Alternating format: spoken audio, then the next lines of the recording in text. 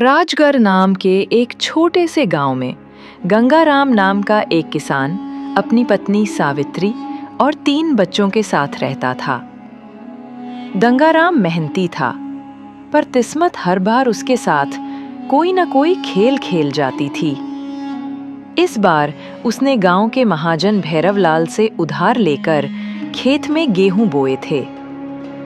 गंगाराम ने आसमान की ओर देखकर कहा, हे भगवान, इस बार अगर फसल अच्छी निकली तो बच्चों को नए कपड़े और सावित्री को चांदी की पायल दिलाऊंगा। सावित्री मुस्कुराई, बस इस बार धरती माँ मेहरबान हो जाए, बाकी सब संभल जाएगा। दिन गुजरते गए, फसल पकने लगी। गांव में हर तरफ खुशियों की लहर थी। बच्चों ने कहा, बाबूजी, अब तो हमारी गरीबी खत्म हो जाएगी ना?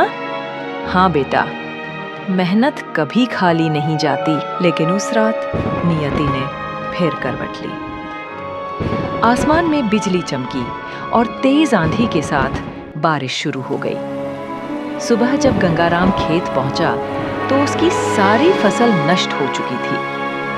वो मिट्टी में बैठकर रो पड़ा। हे भगवान, क्यों हर बार मेरी मेहनत यूं डूब जाती है? भैरवलाल महाजन ने कोई दया नहीं दिखाई। अगर कर्ज नहीं चुका सका तो खेत मेरा होगा। थके हुए कदमों से गंगाराम घर लौटा। जो होगा देखा जाएगा। मैं हार मानने वालों में से नहीं हूं। अगले दिन वो पहाड़ी जंगल की तरफ चला गया लकड़ी काटने। कई दिन गुजर गए, पर आमदनी बहुत कम थी। एक दिन उसने जंगल के उस हिस्से में जाने का सोचा जहां पहले कभी नहीं गया था। रास्ते में एक गुफा दिखाई दी जिसमें हल्की नीली रोशनी थी। अंदर एक वृद्ध साधु ध्यान में लीन थे। बाबा, मैं गरीब किसान हूं, सब कुछ खो चुका हूं।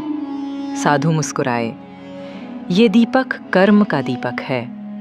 इसे सच्चे मन से जलाना, ये तेरी राह रोशन करेगा। गंगाराम ने दीपक लेकर प्रणाम किया और लौट आया। रात को जब उसके बच्चे भूख से रो रहे थे, उसने दीपक जलाया। अचानक कमरे में सुनहरी रोशनी फैल गई। एक पुरानी संदूक दिखाई दी जिसमें सिक्के और गेहूं के बीज रखे थे।